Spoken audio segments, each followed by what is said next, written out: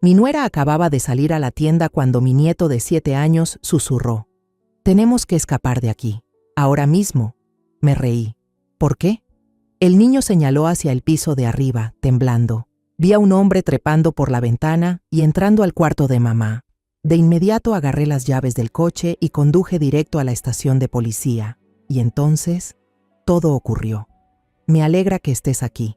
Si estás viendo este video, dale like, suscríbete al canal y cuéntame en los comentarios desde dónde escuchas mi historia de venganza. Quiero saber hasta dónde ha llegado.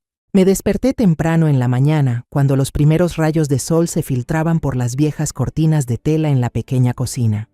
Esta casa de madera en Querétaro ha sido testigo de tantas alegrías y tristezas de mi familia, pero ahora solo resuenan en ella los pasos de 3 personas: los míos, los de mi nuera Lucía y los de mi nieto Mateo.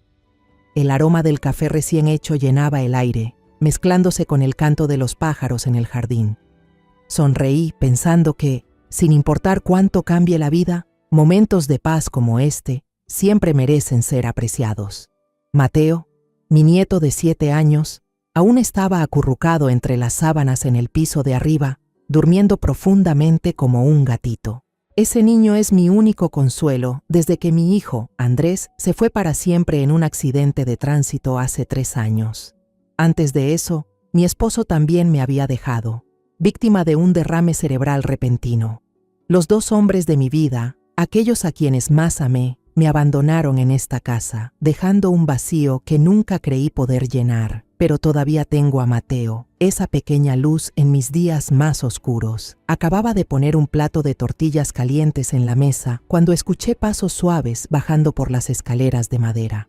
Lucía, mi nuera, descendía con un suéter gris claro y el cabello negro recogido en una coleta alta. Sonrió, pero su sonrisa fue tan fugaz como una ráfaga de aire frío. «Mamá, voy a la tienda a comprar leche y detergente», dijo con un tono algo apresurado, como si intentara ocultar algo. Asentí, mirándola mientras se colgaba la bolsa de tela al hombro. «Ponte un abrigo, todavía hace frío afuera», le advertí, por pura costumbre de madre.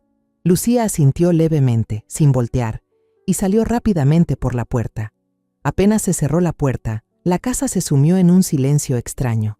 Ya no se oían los pájaros, ni el viento, solo el tic-tac del reloj de pared, marcando los segundos como si contara hacia algo que estaba por suceder. Me senté con la taza de café aún humeante en la mano, tratando de disipar la sensación de inquietud que se filtraba en mi pecho. Tal vez estaba siendo demasiado desconfiada. Lucía siempre había sido una buena nuera, aunque a veces la sentía distante, como si existiera una pared invisible entre nosotras. Pero me dije a mí misma que tal vez era solo porque extraño demasiado a Andrés, y por eso todo me parece distinto ahora. Perdida en mis pensamientos, me sobresaltó el sonido de pies descalzos bajando corriendo por las escaleras de madera. Mateo bajó como una flecha, con el rostro pálido y los ojos muy abiertos, llenos de terror. «Abuela, abuela, tenemos que irnos de aquí, ahora mismo», jadeó el niño, con la voz temblorosa y las manos aferradas al borde de la mesa, como si temiera caer. Sonreí suavemente, pensando que seguramente había tenido una pesadilla. A esa edad, los niños suelen imaginar cualquier cosa. «¿Irnos a dónde, cariño?», le pregunté, intentando mantener la voz dulce para tranquilizarlo. Pero Mateo no sonrió. Señaló hacia arriba, con el cuerpo temblando. Vi a un hombre extraño entrar al cuarto de mamá. «Por esa ventana, abuela». Sus palabras me atravesaron el corazón como una puñalada. El café en mi mano se enfrió de golpe. Me levanté de un salto, con el corazón latiendo con fuerza, a punto de estallar en el pecho. «¿Qué dijiste? ¿Lo viste bien?», pregunté con la voz entrecortada. Mateo asintió rápidamente, con los ojos llenos de lágrimas. «Lo vi». Llevaba una chaqueta negra. Entró por la ventana. Me asusté mucho y corrí hacia abajo. Sin pensar más, tomé la mano de Mateo y lo llevé arriba. Su pequeña mano estaba helada, aferrándose a la mía como si temiera que lo abandonara. La puerta del cuarto de Lucía estaba entreabierta, como si alguien hubiera salido con prisa. Empujé la puerta y entré. Mi corazón latía tan fuerte que podía oír el pulso en mis oídos. La cortina de la ventana estaba rota en una esquina, colgando como una advertencia. En el piso de madera había manchas de barro todavía húmedas, como si alguien las hubiera dejado después de la lluvia de anoche. Me acerqué a la ventana y la abrí de par en par. Las rejas del exterior estaban dobladas de forma forzada, como si alguien las hubiera roto con fuerza. Miré hacia el pequeño jardín de abajo. Había huellas de zapatos de hombre marcadas en la tierra blanda que iban desde el muro hasta la cerca. Mateo se pegó a mí y susurró. Se lo dije. Alguien entró aquí.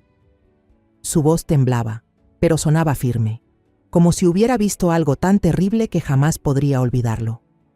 Cerré las cortinas, tratando de mantener la calma, pero por dentro todo se me derrumbaba. Sí, mi niño, murmuré mientras le acariciaba el cabello. No le digas nada de esto a tu mamá. No quería preocupar más a Mateo, pero ni siquiera yo sabía qué hacer. ¿Un hombre extraño en el cuarto de Lucía? ¿Por qué? ¿Y por qué ella no parecía saberlo? ¿O sí lo sabía? Esa idea me hizo estremecer. Bajé con Mateo a la cocina, encendí la vieja radio y subí el volumen para que la música ranchera llenara la casa, tapando el silencio inquietante que nos rodeaba.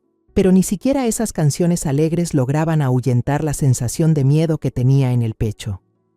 Afuera, el perro del vecino empezó a ladrar furioso, mirando hacia la cerca donde estaban las huellas. Sus ladridos rompieron el aire, haciéndome soltar la cuchara que tenía en la mano. Miré hacia el jardín, pero no vi nada, solo las sombras de los árboles moviéndose con el viento. Solo es el perro, me dije a mí misma, pero mis manos temblaban mientras recogía la cuchara del suelo. Cuando Lucía regresó, dejó las bolsas sobre la mesa, unas cajas de leche y un paquete de detergente rodaron dentro. «Mamá, ¿por qué la ventana de mi cuarto estaba abierta?», preguntó con tono tranquilo, como si nada pasara. La miré, buscando alguna señal en su hermoso rostro, pero solo encontré su sonrisa de siempre. «Habrá sido el viento, hija», respondí, fingiendo confusión, aunque por dentro todo era un caos. Lucía sonrió, pero su mirada se desvió un instante hacia el piso de arriba y luego volvió a mí con un gesto rápido, como si me estuviera observando. Esa sonrisa me heló la sangre. Durante el desayuno no pude probar bocado. Las tortillas frente a mí se enfriaron y el café perdió su aroma. Mateo permanecía callado a mi lado, con los ojos fijos en el plato, masticando en silencio. Sabía que también estaba asustado, pero entendía, como yo, que había cosas que era mejor no mencionar. Le acaricié la cabeza y traté de sonreír para tranquilizarlo, aunque mi sonrisa debía verse forzada y triste. Mientras lavaba los platos, escuché la voz baja de Lucía hablando por teléfono en la sala. «Está bien, nos vemos mañana. No llames más a este número», dijo con voz suave, pero fría, autoritaria. Levanté la vista y miré por la rendija de la puerta. Lucía estaba de pie, con el teléfono en la mano, el cabello suelto cubriendo parte de su rostro. Cuando guardó el celular en el bolso, sus labios se curvaron en una sonrisa extraña, no de alegría, sino calculada, como si acabara de cumplir un paso más en un plan secreto. Mi corazón se aceleró, pero no me atreví a preguntarle nada. Temía que, si lo hacía, rompería algo frágil que aún mantenía unida a nuestra familia. Volví al fregadero, intentando concentrarme en lavar los platos, pero mi mente estaba hecha un lío. Algo se había roto silenciosamente en esta casa, una grieta invisible que aún no comprendía, pero que sabía que se estaba extendiendo, como las fisuras en la vieja pared que traté de reparar después de cada temporada de lluvias. Levanté la vista hacia el estante de madera en la sala, donde descansaba una foto tomada hace algunos años. Mi esposo, Andrés, Lucía y yo, todos sonriendo felices bajo la luz dorada de una tarde de verano. Mi esposo, con su sonrisa bondadosa, había partido por un derrame cerebral, justo en el viejo sillón de la sala. Andrés, mi orgullo, también me había dejado poco tiempo después, en un accidente que aún me cuesta creer que fuera real. Ahora, en esta casa, solo quedamos Lucía, Mateo y yo, ese pequeño nieto que, sin saberlo, me salvó la vida con una advertencia. Los días después de aquella mañana aterradora, empecé a notar que Lucía había cambiado. Vivía con prisa, como si corriera contra el tiempo. Cada noche salía de casa, diciendo que iba a una reunión de caridad en la iglesia de Santa Cruz. Asentía, fingiendo creerle, pero en mi interior sus palabras ya no tenían peso. Lucía había sido una nuera atenta, siempre ayudándome a limpiar, cocinar y cuidar de Mateo. Pero ahora sentía que era una extraña viviendo bajo mi techo, alguien a quien ya no lograba comprender.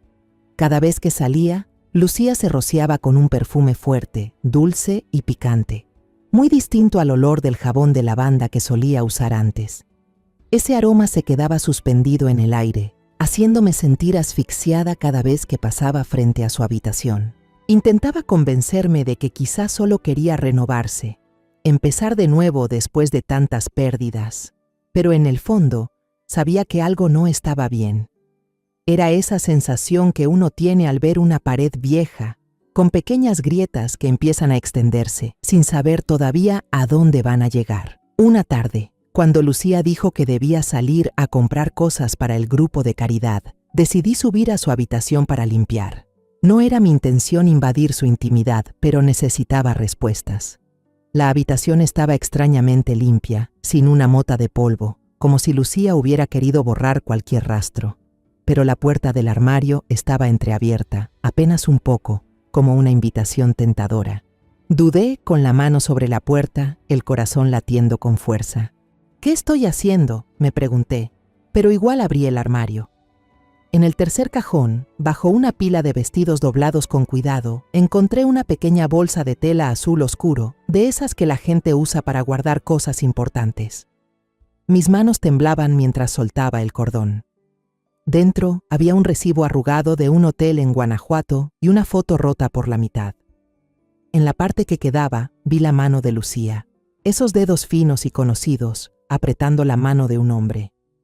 En la muñeca de él brillaba un reloj dorado, reluciente bajo la luz. Sentí que el corazón se me detenía.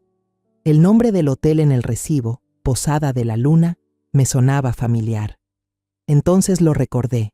Era el lugar cerca del motel que se incendió en un siniestro lleno de sospechas el año pasado. Los periódicos hablaron de ello, pero el caso pronto fue olvidado. Yo me quedé allí, en medio de la habitación de Lucía, sintiendo que el suelo se hundía bajo mis pies. Saqué el teléfono, tomé rápidamente fotos de las cosas dentro del bolso de tela y luego las guardé con cuidado como estaban. Mi corazón latía con fuerza, pero intenté mantener la calma. Si Lucía descubría que había revisado sus cosas, no sabía qué podría pasar. Al salir del cuarto, tuve que apoyarme en el picaporte para no caer. La cabeza me daba vueltas con cientos de preguntas sin respuesta.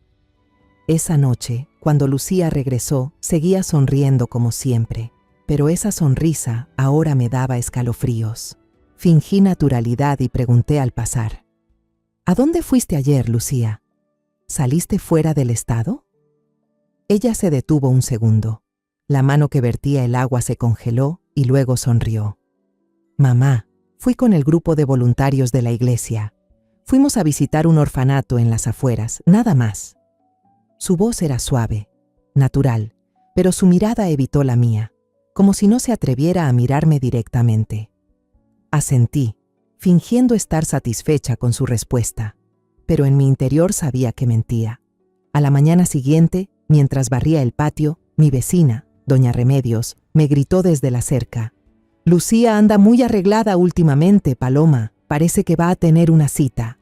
Soltó una carcajada, en tono de broma, pero sus palabras fueron como una daga en el pecho. Sonreí con torpeza y respondí: «Los jóvenes, ya sabes, ¿quién entiende?». Pero al volver a la escoba, sentí un escalofrío recorrerme todo el cuerpo. ¿Una cita? ¿Con quién?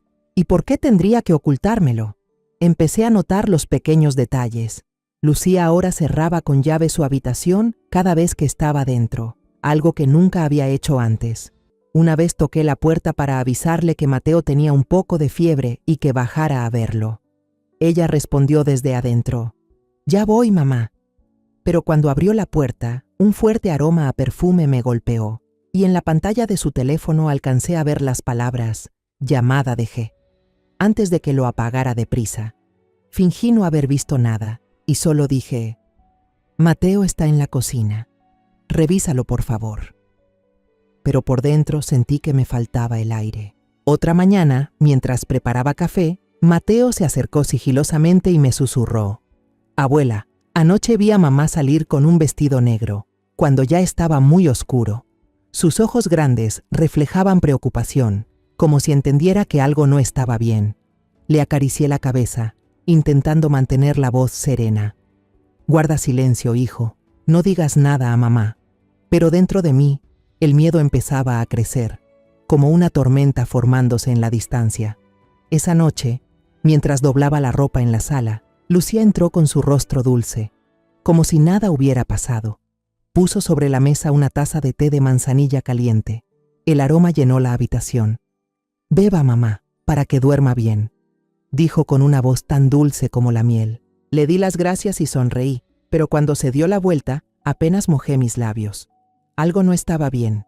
Incliné la taza y observé el líquido dorado con cuidado. Una fina capa de polvo blanco, sin disolver, reposaba en el fondo, brillando bajo la luz. Mi corazón se aceleró. Ese no era un té de manzanilla común. Llevé la taza al baño y la vacié en el lavabo. El sonido del agua mezclado con el olor amargo a medicina me hizo estremecer. Apreté los puños y me dije: «Debo saber qué está ocultando». La sensación de traición me quemaba el pecho, pero la contuve. Lucía había sido como una hija para mí, la mujer que lloró conmigo junto al ataúd de Andrés. Pero ahora ya no estaba segura de quién era realmente. Al día siguiente decidí seguir a Lucía. A las 6 de la tarde salió de casa con la misma excusa de siempre. «Voy a misa en la iglesia de Santa Cruz, mamá». Asentí, sonreí, pero en cuanto se perdió de vista, envié a Mateo a casa de doña Remedios para que lo cuidara un rato. «Pórtate bien, mi amor. Juega con la señora Remedios. La abuela va a salir un momento», le dije tratando de mantener la voz lo más tranquila posible. Luego me puse el abrigo, el viejo sombrero de tela, y caminé en silencio detrás de Lucía, manteniendo la distancia suficiente para no ser descubierta. Ella no dobló hacia la iglesia como yo pensaba. En lugar de eso, siguió directo hacia la carretera, con pasos firmes, como si conociera muy bien el camino. La seguí. El corazón me latía con fuerza y mis piernas cansadas apenas podían mantener el ritmo. Finalmente, Lucía se detuvo frente a un pequeño café al borde del camino, la luz amarilla del interior brillando a través del vidrio. Me escondí detrás de un árbol, respirando con dificultad. Dentro, un hombre alto, con una camisa blanca, la esperaba. En su muñeca brillaba un reloj dorado, idéntico al de la foto que había encontrado. Lucía entró y se sentó frente a él. Se tomaron de las manos, susurrando cosas al oído. Luego él se inclinó y la besó con pasión, como si el mundo entero hubiera desaparecido. Me quedé allí, bajo la sombra del árbol, sintiendo que el suelo se hundía bajo mis pies. Mis manos temblaban mientras levantaba el viejo teléfono y tomaba una foto a través del cristal. Luego me alejé en silencio. De regreso a casa, ya no sentía las piernas. Solo había dolor y confusión, mezclados como una ola que me arrastraba. Lucía, la nuera que había amado como a una hija, me estaba engañando. ¿Y ese hombre? ¿Quién era? ¿Sería el mismo que entró a su habitación la otra noche, como dijo Mateo? Esa noche no pude dormir. En mi cabeza, la imagen de Lucía riendo con ese hombre se repetía una y otra vez, junto con la advertencia de Mateo. «Abuela, alguien entró al cuarto de mamá». Me quedé acostada mirando el techo, donde las grietas viejas seguían allí, como un recordatorio de todo lo que se estaba rompiendo en esta familia. Supe que desde esa noche ya no podría considerar a Lucía como mi nuera. Había cruzado una línea que no podía perdonarle. A la mañana siguiente me levanté temprano, como siempre, arrastrando los pies hasta la cocina. La casa seguía en silencio, solo se oía el tic-tac del reloj y el silbido del viento colándose por la ventana. Preparé café, intentando que las manos no me temblaran, pero cada vez que pensaba en la foto y en el recibo guardado en la bolsa de tela de Lucía, el corazón me golpeaba el pecho. Ya no veía esta casa como un lugar seguro. Ahora parecía una trampa. y yo estaba en medio de la línea entre la vida y la muerte. Mateo aún dormía arriba. El suave ronquido del niño era lo único que me daba un poco de calor familiar. Me quedé junto a la estufa, mirando el café humeante, sin ganas de probarlo. Por la ventana vi a Lucía en el porche, con el teléfono en la mano, hablando con alguien. Su voz era baja, pero alcancé a oír algunas palabras. «Está bien, lo revisaré otra vez». Nadie sospecha nada. Sonrió levemente, una sonrisa fría. Colgó y entró a la casa como si nada hubiera pasado. Me di la vuelta fingiendo estar ocupada con los platos, pero dentro de mí, la tormenta de la desconfianza ya había comenzado. Intenté mantener la calma, haciendo las tareas diarias como limpiar la sala para disipar el miedo que me oprimía el pecho. Pero entonces, mientras limpiaba el polvo debajo del sofá, mi mano se detuvo. Un papel arrugado yacía solo en el suelo, como si alguien lo hubiera dejado caer por accidente. Lo recogí, lo abrí y sentí que el corazón se me detenía. Era una fotocopia de un contrato de seguro. El nombre del beneficiario original estaba tachado de forma descuidada y en su lugar había un nombre escrito a mano, tembloroso: Lucía Méndez. Me senté en el suelo, con las manos en el pecho, sintiendo que el aire del cuarto se había esfumado. Ese contrato, lo recordaba perfectamente, fue algo que Andrés, mi hijo, había comprado para mí justo después de que mi esposo muriera. «Mamá, déjeme a mí cuidarla», me había dicho con voz llena de cariño. Desde el día en que Andrés murió, nunca toqué ningún documento relacionado con eso. Guardé el papel en el bolsillo, tratando de mantener la respiración estable. Ese mediodía, mientras Lucía estaba en la cocina preparando el almuerzo, su teléfono sobre la mesa se encendió. Eché un vistazo y vi un mensaje de un número desconocido, guardado como G. El nombre del beneficiario en el contrato de seguro de esa vieja ya se cambió a tu nombre. Nadie sospecha nada. Sentí que la sangre se me helaba. Quise gritar, correr a la cocina y enfrentar a Lucía de inmediato, pero me contuve. Si ella sabía que yo había descubierto algo, no estaba segura de lo que podría pasar. Solo me alejé del cuarto en silencio, diciéndome que debía actuar rápido. Sin dudar un segundo, llamé un taxi. Metí el papel en mi bolso y me giré hacia Mateo, que jugaba con su camión de juguete en la sala. «La abuela va a salir un rato, quédate en casa con mamá, ¿sí?», le dije, tratando de sonar natural.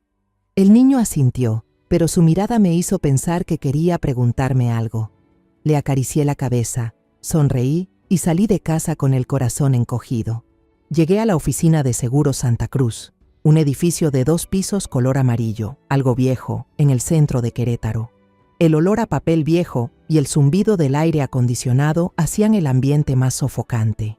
Un empleado joven, con gafas, me saludó con una sonrisa educada. «Buenos días. Usted es doña Paloma Rojas, ¿verdad?» «Sí, su expediente ya fue actualizado». Fruncí el ceño y le pregunté con voz ronca: «¿Actualizado en qué sentido?». El muchacho tecleó un momento y luego leyó en voz alta, como si fuera un informe cualquiera. «Beneficiaria del seguro de vida, Lucía Méndez. También se ha transferido la propiedad del taller mecánico familiar. El valor del seguro contra incendios del taller se duplicó el mes pasado». Sentí que el suelo se abría bajo mis pies. «¿Quién hizo todo eso?», pregunté, con la voz temblorosa. El empleado respondió con total naturalidad: «Su nuera, la señora Lucía. Trajo un poder notarial firmado por usted, diciendo que estaba ocupada y que le había pedido hacer los trámites en su lugar». Apenas podía respirar. «¿Dijo algo más?», pregunté, intentando mantener la calma. Él asintió. «Dijo que la familia estaba por remodelar y ampliar el taller, por eso necesitaban aumentar el seguro. Todo está en regla, señora. Le pedí ver una copia del supuesto poder». El joven imprimió una hoja y me la entregó. Abajo estaba mi firma, o más bien, un intento de imitarla. Las letras torcidas, temblorosas. No era mi firma. Nunca había firmado nada parecido. Apreté el papel con fuerza y pregunté casi en un susurro: «Si la persona asegurada muere, el beneficiario recibe todo el dinero, ¿verdad?». Él asintió. «Así es. El pago se hace al beneficiario único». La garganta se me cerró, como si alguien la estuviera apretando. Pedí una copia de todos los documentos y salí de la oficina, caminando como una sonámbula. De camino a casa, pasé por casualidad frente al café donde había visto a Lucía con el hombre la noche anterior. Su coche estaba estacionado afuera, los vidrios empañados por el vapor. Me escondí detrás de un poste de luz, con el corazón latiéndome con fuerza. A través del cristal, vi a Lucía sentada frente a un hombre con gafas oscuras, de aspecto misterioso. Intercambiaron un sobre grueso. Cuando el hombre se fue, Lucía abrió el sobre, sacó una hoja, sonrió y la besó suavemente, como si fuera un trofeo. Me quedé allí, bajo el sol abrasador de Querétaro, pero con el cuerpo helado. Ya no tenía dudas. Lucía no solo me engañaba, sino que estaba planeando algo mucho peor. Volví a casa con la mente hecha un lío, pero traté de mantener una expresión tranquila para no alertarla. Esa noche, Lucía llegó alegre, como si nada hubiera pasado, y me llevó una taza de té de manzanilla. «Tómelo, mamá, dormirá mejor», dijo con voz dulce como la miel. Sonreí al recibirla, pero cuando se dio la vuelta, vertí el té directamente en la maceta del cactus junto a la ventana. A la mañana siguiente, la planta estaba marchita, las hojas amarillas, como una advertencia viva. Me senté junto a la ventana, mirando la planta que moría poco a poco, con el corazón destrozado. Lucía, la nuera que alguna vez quise tanto, con quien compartí el dolor de perder a Andrés, ahora intentaba envenenarme. No podía creer que fuera capaz de cambiar tanto, o tal vez nunca la había conocido de verdad. Pero lo que más me aterraba no era el té ni la póliza del seguro, sino la pregunta: ¿quién era ese hombre en las sombras y qué querían de mí? A la mañana siguiente, me puse el abrigo y crucé el callejón que llevaba a la casa de Doña Remedios, apretando en la mano el papelito con el número de teléfono extraño que había visto en el mensaje de Lucía. Toqué la puerta y ella la abrió casi de inmediato, como si ya supiera que iba a ir. «Paloma, pase, se ve muy pálida», dijo, llevándome al pequeño salón con olor a pan de elote recién horneado. Le entregué el papel, con la voz temblorosa. «Remedios, ¿puede ayudarme a averiguar este número? Yo creo que Lucía está metida en algo muy peligroso». Entrecerró los ojos y una sonrisa pícara apareció en su rostro, lleno de arrugas. «Paloma, vino con la persona indicada. Fui investigadora de policía durante 20 años. No subestime a esta vieja». Sacó un cuaderno de tapa de cuero gastado, pasó unas páginas y marcó el número en el teléfono inteligente que su hijo le había regalado. Un rato después, levantó la vista con el semblante serio. «Este número está registrado a nombre de Gabriel Ortega. Trabajó para una compañía de seguros en el oeste. Pero escuche bien, Paloma, estuvo involucrado en un incendio falso en un motel en Guanajuato. Se embolsó más de $500,000 de indemnización». Sentí como si me dieran un golpe en el pecho. «¿Lo arrestaron?», pregunté con la voz quebrada. Remedios negó con la cabeza, con una mirada llena de preocupación. «No, tiene a alguien poderoso detrás. El caso se hundió y desapareció de Guanajuato». Hizo una pausa, me miró fijamente y bajó la voz. «Paloma, debe tener mucho cuidado. Si Lucía se relaciona con este tipo de gente, ya no se trata de una simple infidelidad. Es una estafa profesional, y no dudarán en hacerle daño con tal de quedarse con su dinero». Sacó del cajón un mapa viejo de Guanajuato, lo abrió sobre la mesa y señaló un punto marcado en rojo. «El hotel de la factura que usted fotografió, Posada de la Luna, fue precisamente donde ocurrió ese incendio». Me quedé petrizada, como si todas las piezas sueltas encajaran de golpe. La factura del hotel, el mensaje sobre la póliza de seguro, el hombre con el reloj de oro. Todo estaba conectado, y yo me encontraba en el ojo del huracán. «Gracias, Remedios», susurré, tratando de contener las lágrimas. «Tengo un contacto en la policía», añadió ella. «Voy a preguntar más. Y usted, quédese en casa cuidando a Mateo. No salga sola». Volví a casa con el corazón hecho un nudo. Mateo estaba sentado en el suelo de la sala, jugando con su camión de juguete, murmurando una canción infantil. Al verme, el niño alzó la vista, con los ojos limpios. «Abuela, mi mamá dijo que la semana que viene me va a llevar a la casa de la abuela».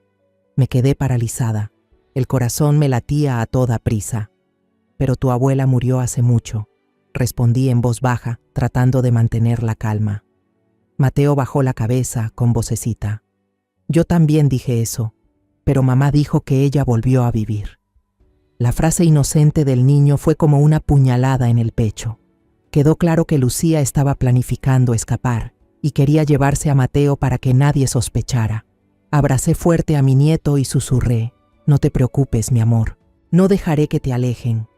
Esa tarde la vi a Lucía pasando cosas en secreto al baúl del carro. Algunas maletas pequeñas, una caja de documentos y una bolsa de tela hinchada que parecía llena de billetes. Hizo todo muy rápido, como si tuviera miedo de ser descubierta.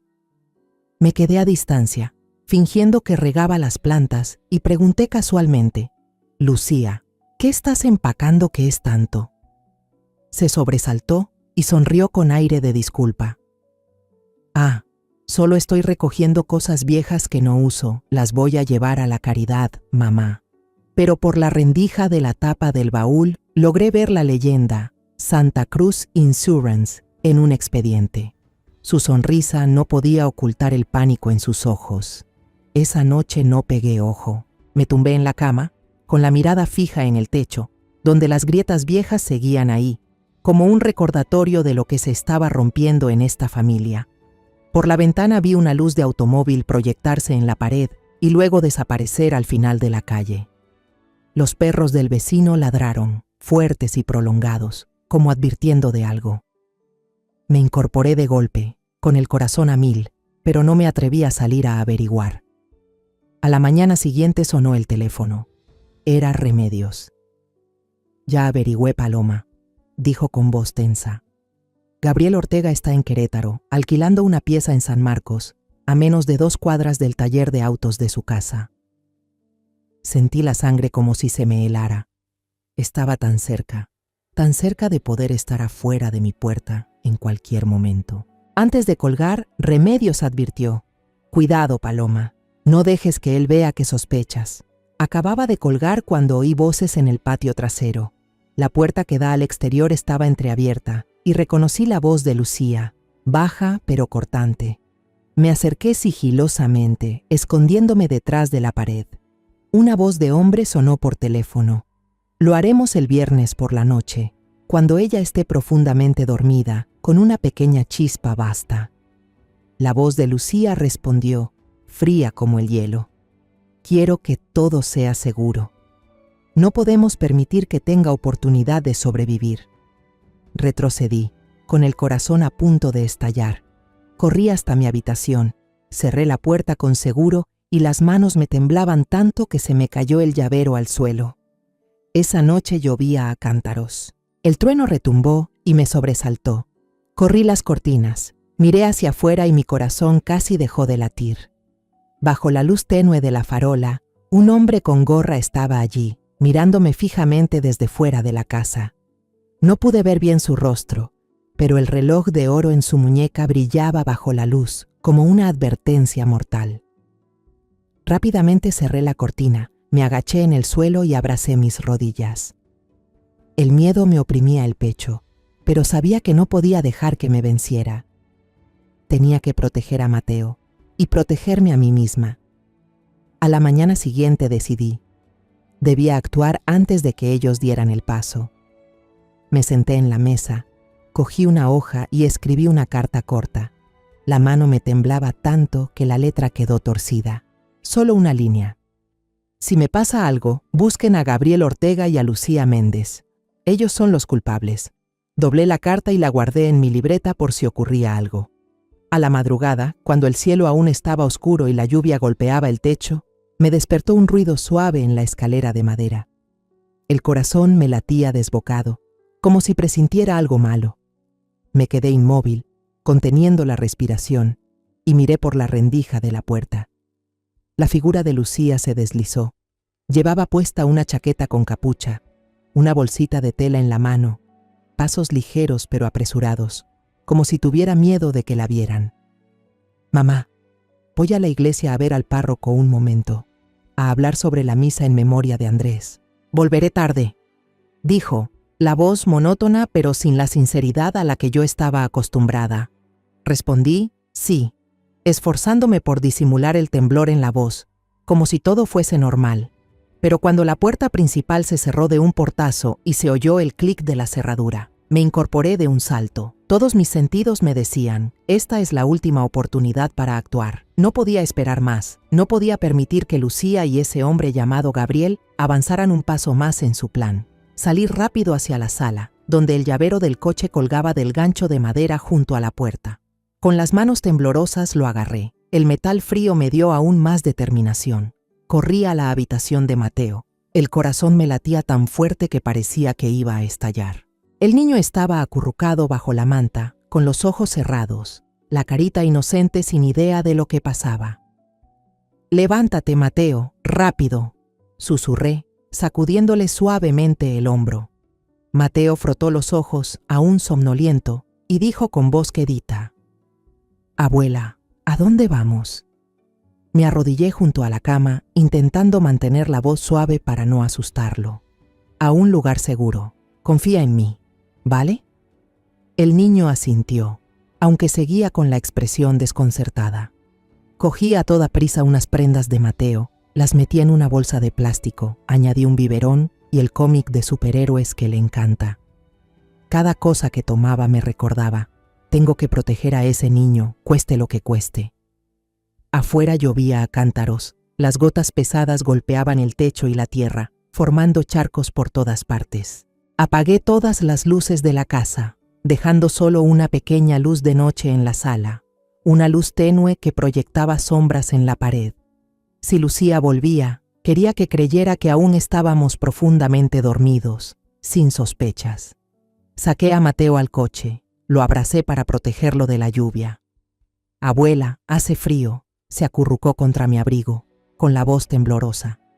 Le besé la frente y le susurré: «En un momento, cariño. Te mantendré calentito». Me senté en el asiento del conductor y arranqué el motor. El motor viejo emitió un sonido ronco, como si él también se quejara de esta noche de lluvia y viento. Salí del callejón rumbo al centro de Querétaro. La carretera estaba resbaladiza. La luz amarilla de los faroles se reflejaba en el asfalto mojado como pedazos de espejo rotos. Mateo estaba en el asiento trasero, abrazando su osito de peluche, con los ojos grandes mirando por la ventana. «¿Va hoy min chai tron mea? ¿Me coyuoi teo chung tacón?», preguntó, con una voz pequeña pero llena de preocupación. Apreté el volante con fuerza, tratando de mantener la voz tranquila. «No, hijo. No voy a dejar que tu madre nos encuentre». Pero por dentro no estaba segura de poder cumplir esa promesa. La lluvia empeoraba, la visibilidad se veía entorpecida por los chorros de agua en el parabrisas. Un camión grande pasó a toda velocidad y salpicó el cristal dejándolo borroso. Tuve que conducir muy despacio, las manos apretadas al volante hasta que me dolían. En mi cabeza, la imagen de Lucía entregando un sobre al hombre de lentes oscuros y su voz fría hablando de una pequeña llama se repetía, como una canción fantasmagórica que no podía quitarme de la cabeza.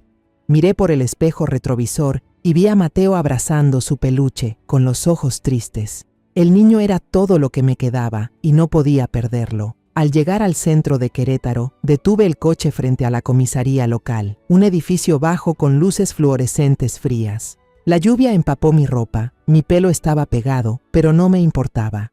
Tomé a Mateo de la mano y lo arrastré dentro, con la otra mano apretando la carpeta de documentos ya empapada. El policía de turno, un hombre de mediana edad con un bigote espeso, levantó la vista desde su escritorio. «¿Qué necesita a esta hora?», preguntó con un tono algo sorprendido. Temblando, traté de no perder la voz.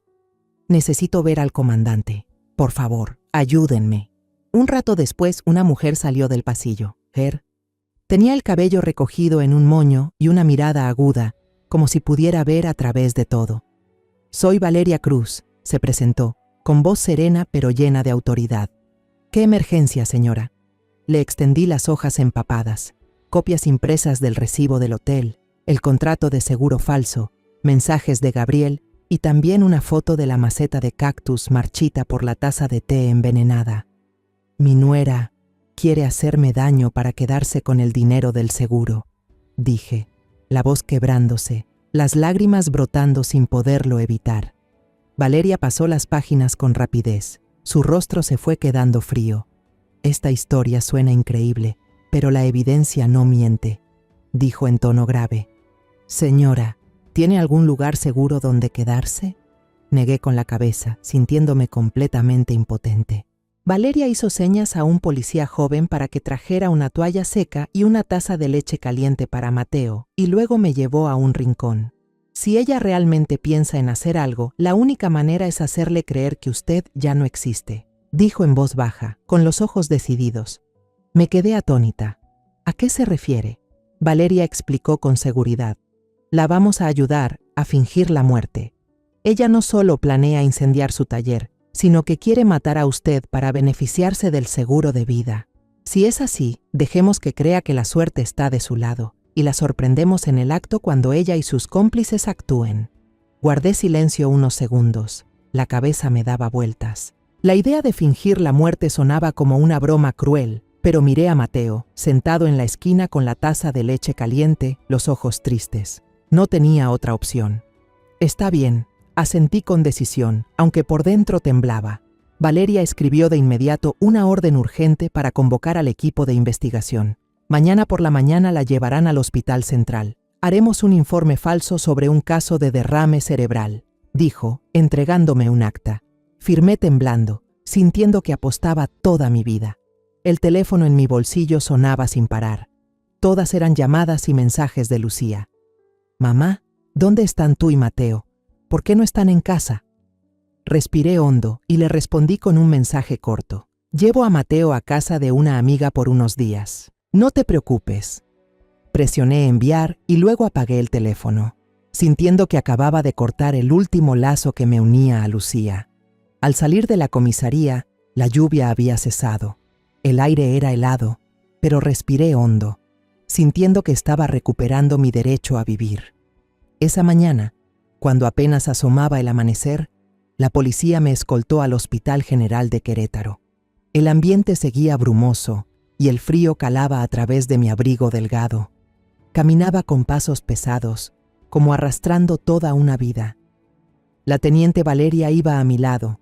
Su mirada era aguda, pero no ocultaba su compasión. Señora Paloma, todo saldrá bien, dijo con voz grave pero firme. Asentí, pero por dentro no estaba segura de tener la fuerza para atravesar esta pesadilla. El hospital estaba impregnado del olor a desinfectante y del sonido apresurado de los pasos de las enfermeras. Valeria me condujo a una pequeña sala en el tercer piso, donde un médico ya había sido advertido por ella. Era un hombre de mediana edad, con ojos amables, que me entregó un expediente médico falso. Leí las líneas. Doña Paloma Rojas, derrame cerebral, llevada de urgencia por una amiga, falleció a las 5:37 de la mañana. Su firma estaba al final de la página, como un sello del destino. Toqué el papel temblando, sintiendo que estaba leyendo mi propio obituario. Gracias, doctor, susurré con la voz quebrada. Él solo asintió y salió de la sala, dejándome con Valeria y un miedo sin nombre. Mientras tanto, Mateo fue llevado a un refugio para familiares de víctimas, a unas cuadras del hospital. Valeria había dispuesto que una joven oficial, llamada Ana, estuviera siempre junto al niño. Él estará a salvo, no se preocupe, dijo Valeria, como si leyera la preocupación en mis ojos. Solo pude asentir, con la imagen de Mateo abrazando su osito de peluche y sus ojos tristes clavándose en mi mente. En los próximos 3 días, usted no puede aparecer en público, advirtió Valeria con voz severa. Nosotros vigilaremos todos los movimientos de Lucía.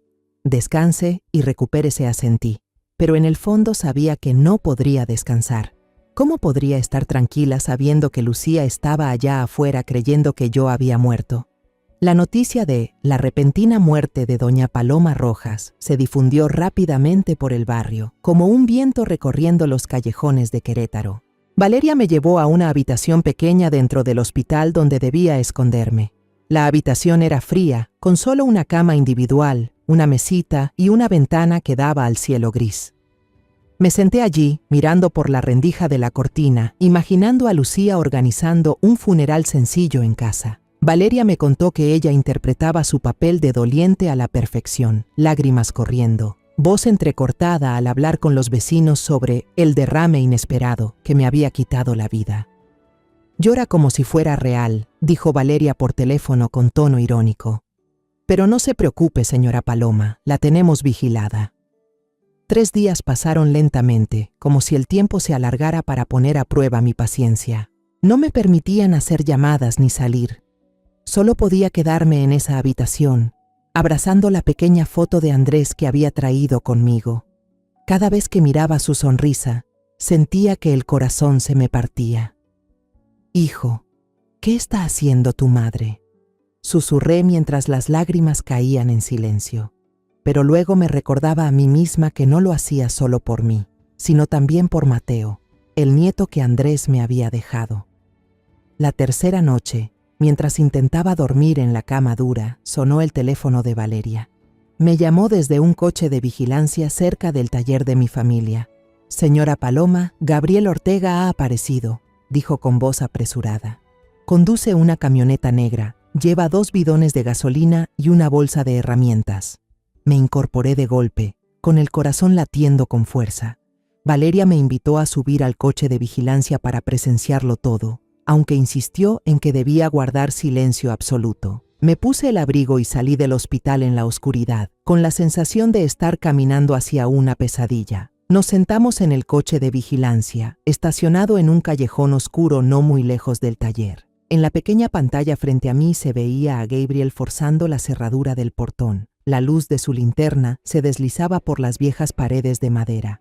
El sonido del tapón del bidón abriéndose se escuchó con nitidez a través del dispositivo de escucha, como una cuchillada directa al corazón.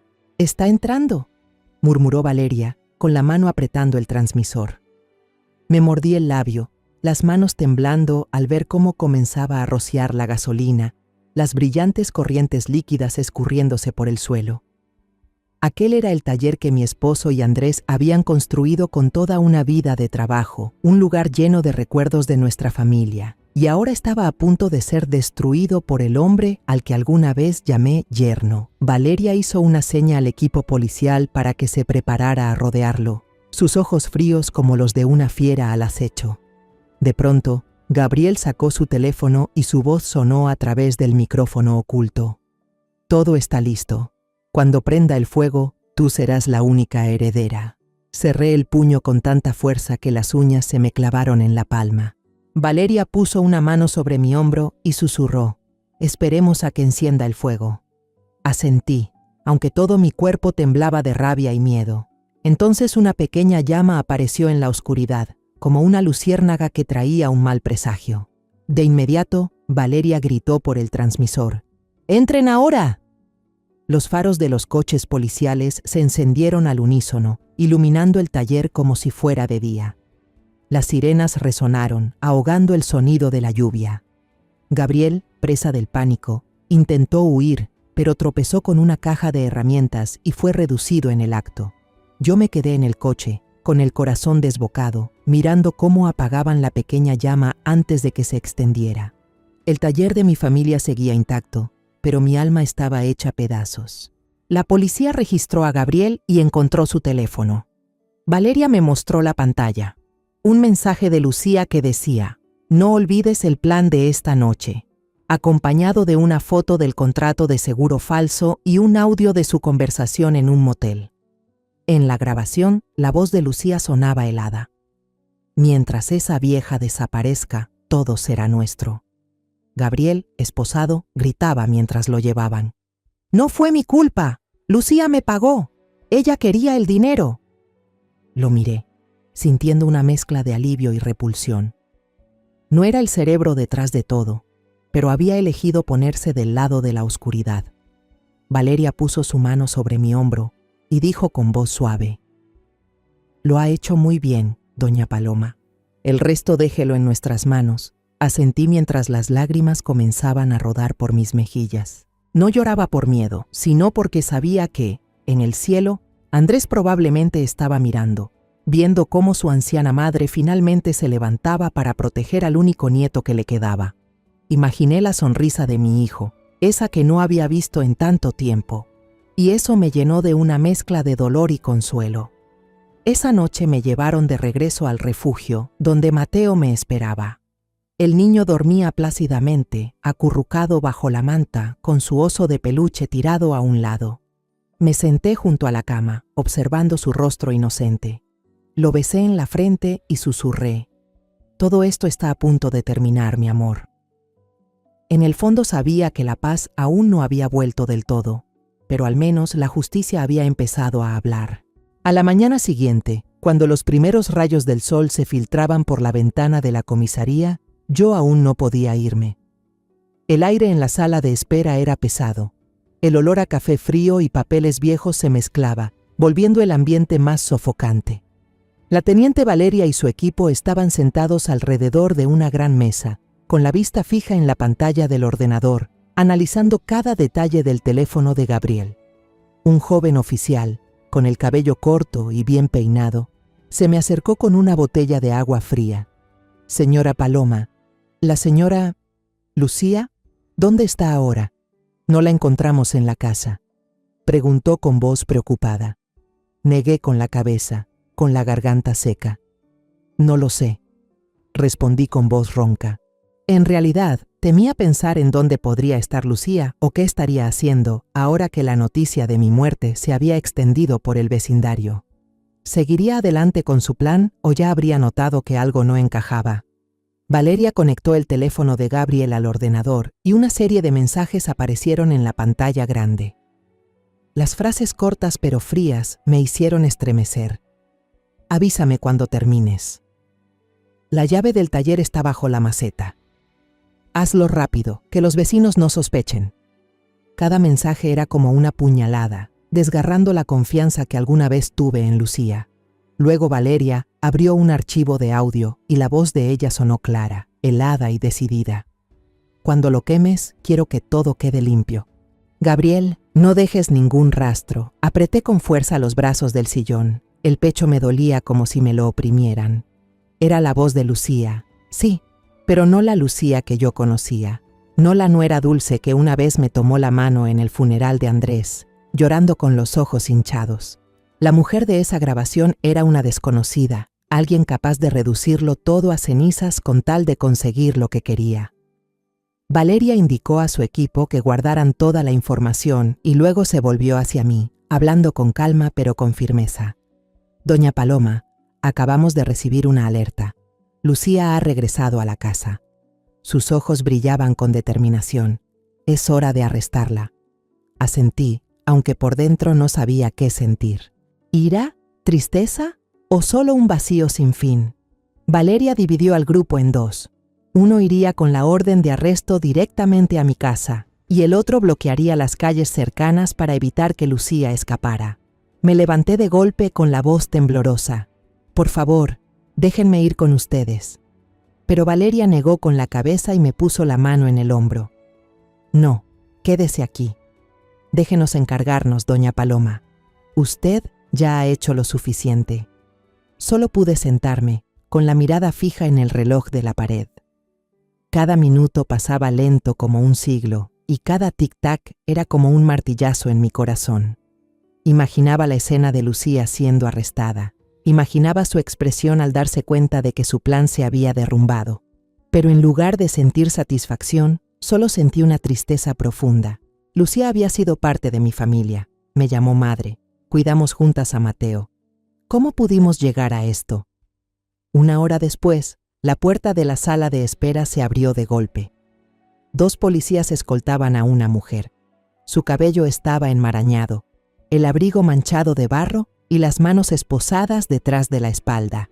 Era Lucía. Mantenía la cabeza gacha, caminando tambaleante, como si le hubieran drenado toda la fuerza. Pero cuando levantó la mirada y me vio sentada allí, sus ojos se congelaron de terror. «¿Mamá? ¿Usted sigue viva?» Su voz temblaba, como si hubiera visto un fantasma. Me levanté, la miré directo a los ojos y le respondí con calma, pero con voz helada.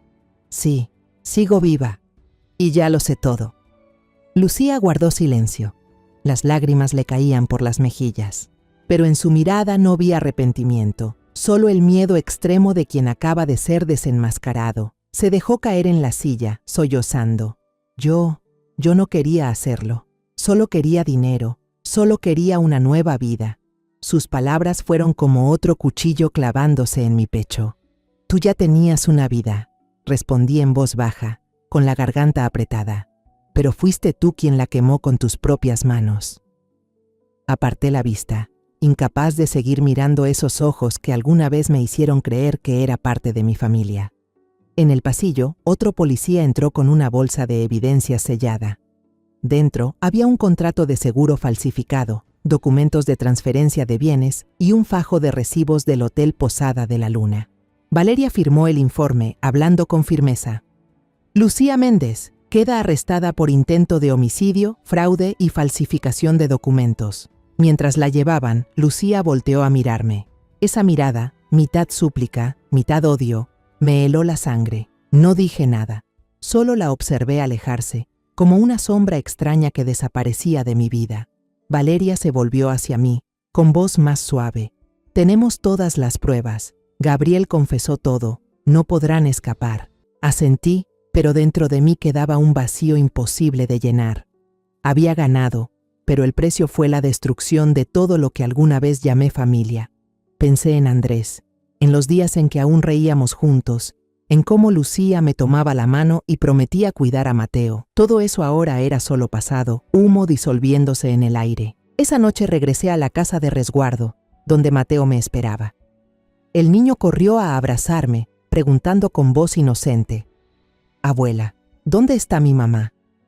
Me senté, lo abracé y respondí con suavidad: «Tu mamá tuvo que irse muy lejos, cariño». Muy lejos. Mateo no preguntó más. Solo se acurrucó contra mí, como si pudiera sentir el dolor en mi pecho.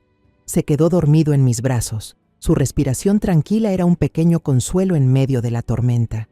Lo miré, sin saber si debía alegrarme por haberlo protegido o llorar por todo lo perdido. Afuera, las sirenas de la policía se desvanecían, mezclándose con el sonido constante de la lluvia sobre el techo. Me quedé allí, en la oscuridad, pensando en el fuego que Gabriel había intentado encender en el taller de la familia. Ese fuego nunca llegó a arder, pero consumió los planes de Lucía y todo lo que yo alguna vez creí que era mi familia. A la mañana siguiente, me paré frente a la puerta del tribunal local en el centro de Querétaro. La sala de audiencias estaba pintada de blanco, fría, con filas de bancos de madera viejos y un olor a papeles antiguos mezclado con café frío.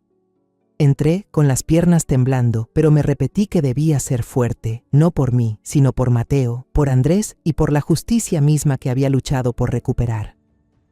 La teniente Valeria ya me esperaba afuera de la sala. Se inclinó hacia mi oído, con voz grave pero firme.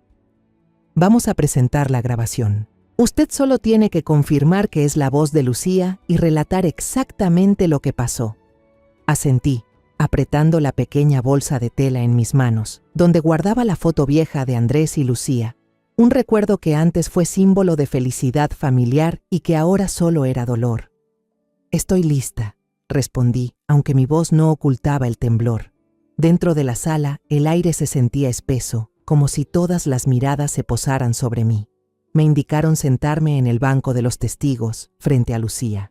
Ella vestía el uniforme gris de prisionera, con el cabello negro apelmazado, el rostro demacrado y pálido, sin rastro de la nuera bonita que solía sonreírme en las tardes cálidas. Mantenía la cabeza baja, evitando mi mirada y la verdad que estaba por revelarse. Cuando el fiscal encendió el archivo de audio, la voz fría de Lucía resonó en medio del silencio de la sala. «Cuando quemes, quiero que todo quede bien limpio. Gabriel, no dejes ningún rastro». Esas palabras, aunque ya las había escuchado, me hicieron estremecer. Un murmullo recorrió la sala, susurros que se esparcían como olas en el agua. Miré a Lucía, vi cómo mordía su labio y apretaba las manos dentro de las esposas. El fiscal se volvió hacia mí, con voz clara. «Señora Paloma Rojas, ¿confirma usted que esta es la voz de la acusada Lucía Méndez?». Me levanté, sosteniendo la foto vieja de Andrés y Lucía. Mi voz sonó lenta pero firme. «Es ella. La que vivió con mi hijo 7 años, la que me llamó madre y luego planeó dañarme para quedarse con el dinero del seguro». Alcé la foto para que todos vieran la sonrisa feliz de aquellos días pasados. Ella fue parte de mi familia, pero eligió traicionarlo todo. La sala quedó en silencio absoluto. Solo se oían los papeles al moverse y el zumbido del aire acondicionado en el techo. El abogado de Lucía se levantó, intentando defenderla con voz suave. Señoría, mi clienta sufrió una gran presión económica tras la muerte de su esposo. Actuó en un momento de desesperación, sin intención real de hacer daño. Ya no pude contenerme, mi voz se endureció cortando sus palabras. ¿Desesperación para preparar contratos falsos, planear quemar el taller y envenenarme varias veces? Lo miré directo a los ojos y luego a Lucía. Ella sabía perfectamente lo que hacía y eligió hacerlo. Lucía rompió en llanto, su voz rota. Yo lo perdí todo. De verdad no quería hacerle daño. Solo quería dinero para empezar de nuevo. Esas palabras, en lugar de ablandarme, solo me dolieron más. Respondí con voz lo bastante alta para que todos escucharan. Nadie puede rehacer su vida sobre el dolor y la vida de otros. Me senté, sintiendo que soltaba un peso, pero al mismo tiempo un vacío frío se expandía en mi pecho. En ese momento, la puerta de la sala se abrió de golpe. Gabriel fue conducido adentro con un aspecto desmejorado y los ojos enrojecidos. Al ver a Lucía, evitó de inmediato su mirada, como si temiera ser arrastrado por la tormenta que él mismo había ayudado a crear. El fiscal preguntó: «Señor Ortega, ¿tiene algo que decir sobre su papel en este asunto?» Gabriel bajó la cabeza, con la voz temblorosa. «Solo hice lo que ella me ordenó. Ella me prometió que me daría parte del dinero del seguro», señaló a Lucía con amargura. «Ella fue la que lo planeó todo». El fiscal presentó todas las pruebas, los mensajes entre ambos, los comprobantes de las transferencias bancarias de Lucía a una cuenta a nombre de Gabriel y también la grabación de audio del teléfono de él. Cada prueba era como una piedra lanzada contra el muro de mentiras que Lucía y Gabriel habían levantado, haciendo que se derrumbara pedazo a pedazo. El juez, un hombre mayor de mirada severa, golpeó el mazo. Ambos acusados quedarán en prisión preventiva hasta la fecha del juicio oficial. La sesión de hoy se da por terminada. Al salir de la sala, la luz del sol de la mañana entraba por las ventanas, tan intensa que hacía arder los ojos. Me quedé quieta, respirando hondo, sintiendo que acababa de soltar una parte del peso que había cargado sobre mis hombros todos esos días. Valeria se acercó, me dio una palmadita en el hombro. «Lo hizo muy bien, señora Paloma», dijo con respeto.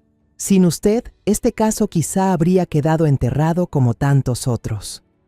Sonreí débilmente, pero por dentro no sentía victoria. Solo una tristeza profunda, como si acabara de perder una parte de los recuerdos felices con Lucía y Andrés. Cuando regresé a la casa de acogida, Mateo estaba jugando en el patio, haciendo rodar su camioncito de juguete sobre la tierra. Al verme, corrió hacia mí y se abrazó a mis piernas. «Abuela, ¿mi mamá va a volver?», preguntó, con esos ojos transparentes llenos de inocencia y esperanza. Me agaché, mirándolo a los ojos, tratando de mantener la voz suave. «Tu mamá se ha ido muy lejos, hijo, pero yo siempre estaré aquí, contigo». Mateo asintió, aunque sabía que aún no entendía todo.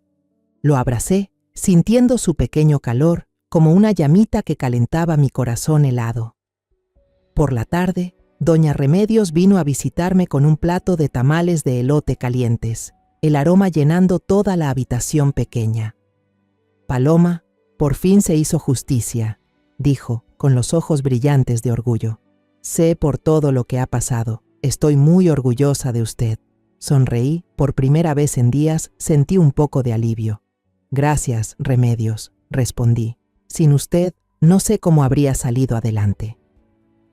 Cuando se fue, salí al jardín trasero, donde el cactus que había quedado marchito por el té envenenado de Lucía ahora tenía un brote verde. Le eché agua, escuchando el murmullo del viento entre las hojas, sintiendo como si la naturaleza me estuviera consolando. Miré al cielo, donde las nubes blancas flotaban despacio, y susurré: «Hijo mío, ya lo logré, ya puedes descansar en paz». Las lágrimas rodaron por mis mejillas, pero esta vez no pesaban como antes. Eran lágrimas de liberación, de una madre que había luchado hasta el final para proteger lo más valioso. Una semana después de la audiencia, recibí una citación para acudir al tribunal local en el centro de Querétaro para escuchar la sentencia preliminar. Esa mañana, el cielo estaba gris, con nubes pesadas que se movían despacio, como cargando la melancolía de toda la ciudad. El viento frío soplaba, trayendo el aroma del café de un pequeño puesto en la esquina, donde los trabajadores charlaban animadamente. Caminaba con pasos pesados, cada uno llevándome de vuelta a los días dolorosos que acababa de vivir. El viejo abrigo no me calentaba, pero no me importaba. Por dentro, solo quería que todo terminara, para poder empezar de nuevo, aunque fuera un poco. El tribunal seguía siendo tan frío como la última vez, con paredes pintadas de blanco y filas de bancos de madera alineados con precisión. El aire estaba impregnado del olor a papeles viejos, mezclado con un leve aroma a café frío proveniente de la máquina en la esquina. Me senté en el banco de los testigos, con las manos apretando la bolsa de tela donde guardaba la foto de Andrés y Mateo, el único recordatorio del motivo por el que seguía allí. La sala estaba llena de gente, desde empleados del juzgado hasta algunos vecinos curiosos que querían presenciar el desenlace del caso que había conmocionado a todo el barrio. Al frente, Lucía Méndez estaba cabizbaja, con las manos esposadas, el cabello negro pegado a la cara y el rostro pálido, sin una gota de maquillaje. Ya no quedaba rastro de la mujer orgullosa que alguna vez entró a mi casa con una sonrisa radiante, que tomó la mano de Andrés y prometió quedarse a su lado para siempre. A su lado estaba Gabriel Ortega, con su uniforme gris de preso, ojeroso, la mirada vacía, como si hubiera aceptado su destino. Al verlos, no sentí satisfacción, solo una tristeza profunda, como si estuviera presenciando el derrumbe de una parte de mis recuerdos que alguna vez aprecié. La jueza, una mujer de mediana edad con una mirada severa, se puso de pie y su voz firme resonó en toda la sala. La acusada Lucía Méndez, 18 años de prisión por intento de homicidio y fraude. El acusado Gabriel Ortega, 22 años de prisión por complicidad, falsificación de documentos y provocar un incendio intencional. Cada palabra suya sonaba como un martillazo que golpeaba el aire, dejando la sala en un silencio absoluto. Lucía se derrumbó, los hombros temblando, un sollozo ahogado escapando de su garganta. Gabriel solo agachó la cabeza, sin decir palabra, como si toda su fuerza lo hubiera abandonado.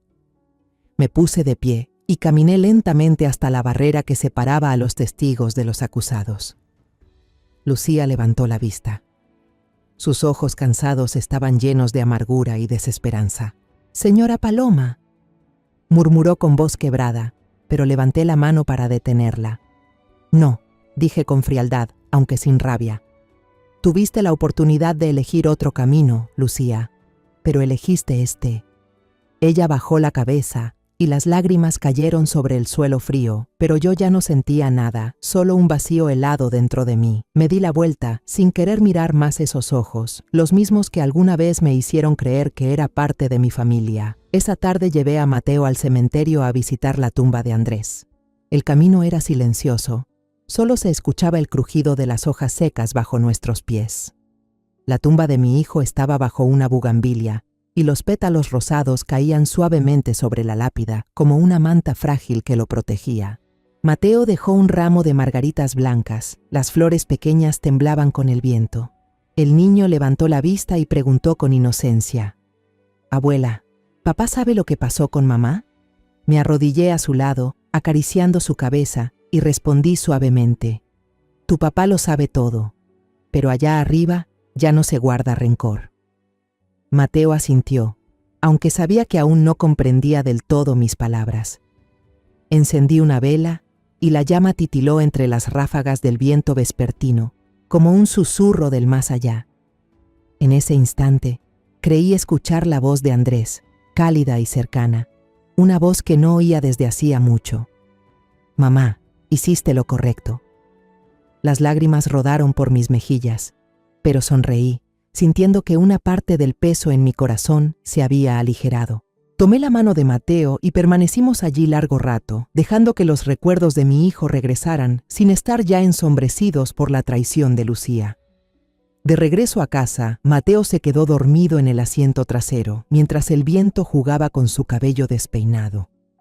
Lo miré por el retrovisor, viendo su rostro inocente, el único fragmento que quedaba del amor que alguna vez compartí con Andrés. Ese niño era mi razón para luchar, la pequeña luz en medio de la oscuridad que nos había rodeado. Conduje despacio, dejando que el sonido del motor se mezclara con el viento, como una suave canción de cuna. Al llegar a casa, vi a doña Remedios esperando en la puerta, con una canasta de tamales recién hechos en las manos. El aroma cálido llenó el aire, haciendo que la pequeña casa se sintiera más acogedora. «Ya me enteré, Paloma», dijo ella, con una mirada llena de alegría. «Gracias a Dios, se hizo justicia. Ahora debe descansar». Sonreí y la invité a pasar. Nos sentamos en la mesa de la cocina, tomando café mientras escuchábamos la radio. La voz del locutor resonó, grave y clara. La policía de Querétaro desmanteló una red de fraude de seguros a gran escala, encabezada por Gabriel Ortega. Remedios me miró con orgullo y dijo: «Gracias a su caso, lograron descubrir toda la red. No solo se salvó usted, Paloma, salvó a mucha gente más». Guardé silencio, mirando el jardín a través de la ventana. El cielo se teñía de tonos dorados al atardecer, y los últimos rayos de sol brillaban sobre la vieja cerca de ladrillos, como un recordatorio de que la luz siempre permanece, incluso después de la oscuridad. Mateo salió corriendo, con un dibujo hecho con crayones en la mano. «Abuela, dibujé a papá y al abuelo en el cielo», dijo, con los ojos brillantes. Tomé el papel y observé los trazos torpes. 2 hombres sonrientes entre nubes blancas, sosteniendo estrellas brillantes. Las lágrimas se asomaron en mis ojos, pero sonreí. «Es hermoso, cariño, pero el cielo de nosotros dos está aquí, justo aquí». Señalé la pequeña casa, el jardín y al propio Mateo.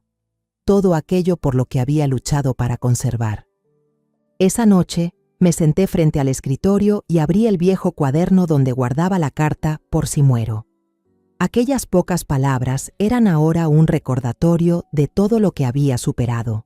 No la quemé, simplemente la doblé y la guardé en el fondo del cajón, como quien guarda una parte dolorosa del pasado.